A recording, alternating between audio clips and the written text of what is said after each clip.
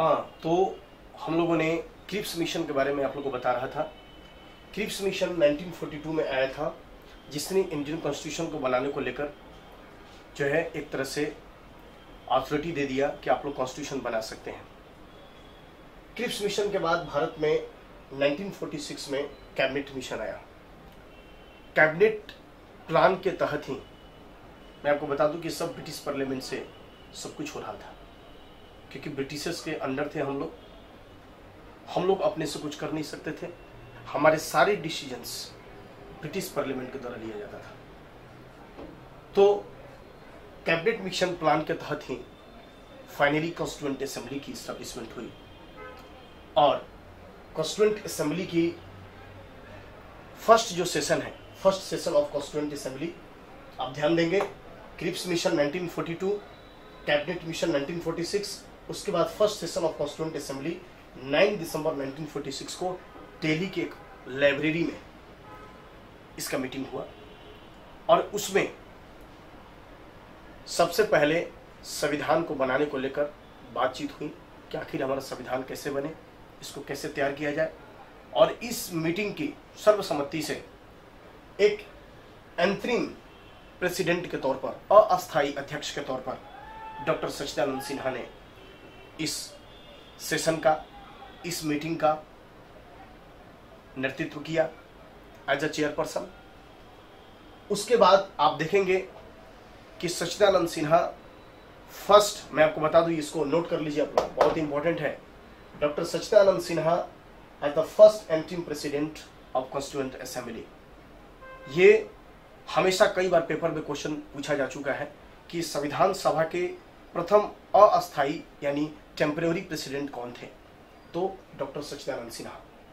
इसके बाद संविधान सभा की कॉन्स्टिट्यूएंट असेंबली की अगली बैठक हुई, next session 11 December 1946।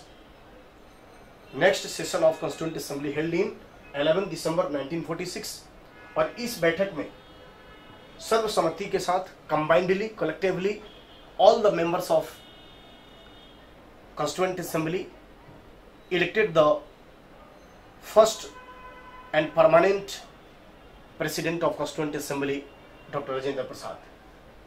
Doctor Rajendra Prasad को संविधान सभा के सभी सदस्यों ने मिलकर देश के इवन संविधान के सभा के प्रथम अध्यक्ष के तौर पर नियुक्त किया गया। इसके बाद आगे देखें तो 13 दिसंबर 1946 ये वह दिन है जो भारत के संविधान के लिए भी बेहद महत्वपूर्ण है। 13 दिसंबर 1946, इसको आप नोट कर लीजिए। 13 दिसंबर 1946 इस बैठक में पंडित जवाहरलाल नेहरू ने अपना ऑब्जेक्टिव रेजोल्यूशन रिप्रेजेंट किया कॉन्स्टिट्यूएंट असेंबली में। ऑब्जेक्टिव रेजोल्यूशन यानी उद्देश्य प्रस्ताव। उद्देश्य प्रस्ताव को पंडित जवाहरलाल नेहरू ने संविधान सभा के इस बैठक में यानी 13 दिसंबर 1946 को अपना ऑब्जेक्टिव रेजोल्यूशन को प्रस्तुत किया। मैं आपको बता दूं कि इसी ऑब्जेक्टिव रेजोल्यूशन को आगे चलकर संविधान की प्रस्तावना यानी प्रीएम्बल ऑफ द कॉन्स्टिट्यूशन के रूप में जाना गया। ये उद्देश्य प्रस्ताव वही था जो आगे चलकर संविधान की प्रस्तावना बनी, यानी प्रीएम्बल ऑफ द कॉन्स्टिट्यूशन। जो क्या होती है आपको भी पता है, इट इज द प्रीफेस और इंट्रोडक्शन ऑफ कॉन्स्टिट्यूशन। इस संविधान की भूमिका होती है। प्रस्तावना क्या होती है? संविधान की भूमिका होती है। इसको नोट कर लीजिए, बहुत ही महत्वपूर्ण है। कि जैसे मान लीजिए एग्जाम्पल के तौर पर आप कोई बुक पढ़ते हैं, कोई आपके हाथ में बुक आई, नई बुक, तो उस बुक को अगर आप चाहते हैं कि बुक में क्या है, किन चीज़ों के बारे में इस बुक में उल्लेख किया गया है, एक्सप्लेनेशन किया गया है, तो आप इंट्रोडक्शन पढ़ेंगे, अगर उस बुक की प्रीफेस पढ़ लेंगे, तो मुझे ऐसा लगता है कि आपको पूरी किताब की चीज़ें समझ में आ जाए कि आखिर इस बुक्स में है क्या, इस बुक में किन किन चीज़ों का राइटर ने जिक्र किया है। तो उसी प्रकार से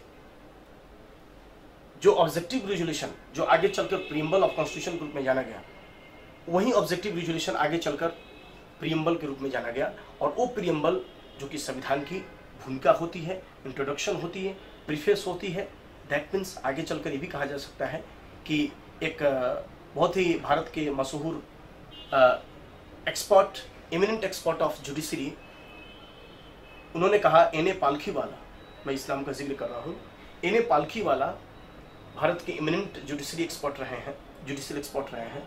उन्होंने कहा कि preamble is the identity card of constitution, इस संविधान का परिचय पत्र है, जिसे प्रस्तावना कहा जाता है।